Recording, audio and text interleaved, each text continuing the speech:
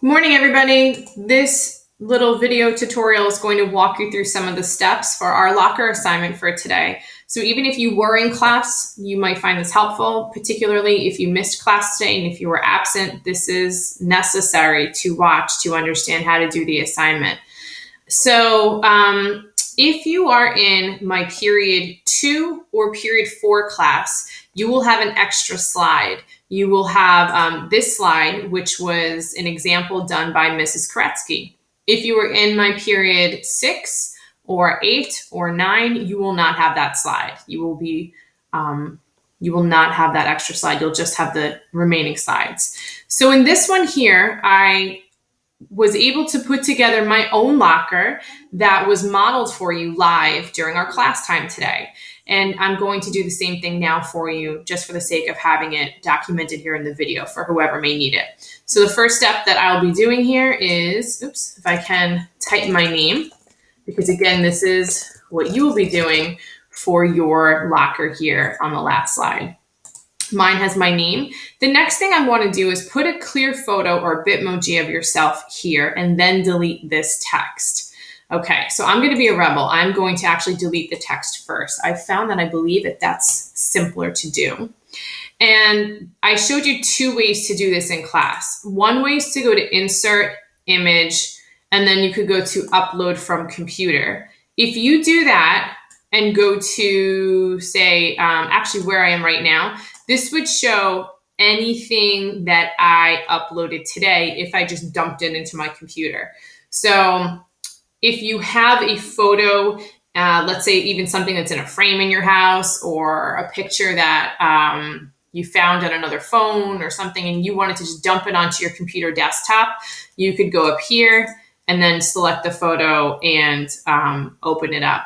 But what I did was let me back up a step, sorry. I took a selfie this morning. I sent it to my Wappingers email address, right? Here's my selfie image. And then what I did, and I would encourage you to do the same, is to click, this is the little icon for Drive. This will add the image to my Google Drive. It takes a few minutes to have that image uploaded into your Google Drive. So just be patient. If you now take the next step that we're about to take, and you say to yourself, well, wait a second, Ms. Cameron, it's not there. You might not have waited long enough. So you might need to go do something for 3-4 minutes, come back, and then you'll see it. So what I'm going to do now in order to retrieve that image from my Google Drive is click Insert, Image, Drive, and it's going to search all of my recent images in Drive. You can see I've been playing around with this a lot this morning for various classes, so I have the same image in here multiple times. But your most recent image that you downloaded to your Drive should appear right here. If it's not appearing right here, then like I said, you just have to wait a little bit longer. So I can pull it over and drag it, or I can double click it and bring it over. All right, once it's here, I have to scale it. It's much too large and I just did the wrong box. Whenever you make a mistake, go over here, click undo. I'll click my photo again and try to just drag the corner in. I'm going to continuously make this smaller and smaller and smaller. I want to show you how to crop an image because in case you have a lot of background, or maybe you have a photo that shows your whole body and you just want to chop it so that it only shows your face. This is called cropping. If you click right here, make sure that the image is highlighted or selected. Then click Crop Image. And then you can play around with these little black bars on the corners or the top, the bottom, the left, the right. And you can squeeze it in a little bit more just to feature whichever part of the picture that you want. When you're done, just click outside of the box and it will stop cropping. And then I can continue to size it so that it fits. And if it goes over the border a little bit, that's fine. All right, so the next thing I'm going to do is go over here to this box. I'm going to delete it and put some things in. I don't know if it'll be exactly the same as your particular class, but let me try. I will go over to Insert, Image. I'm going to search the web for the first thing that comes to mind is a coffee mug. And again, depending upon which class that you're in, I'm going to try coffee mug clip art. Okay, so these look Like they would actually look nice in my locker. Let's put one of these up there in the top. Because when you do clip art, then sometimes you could see through the background. Not always, and it's not important. We're just having some fun here. Okay, so I think that that fits nicely in there. The next thing that I want to insert, I just did this last period with my period 2 class. I'm going to search the web for kind bars.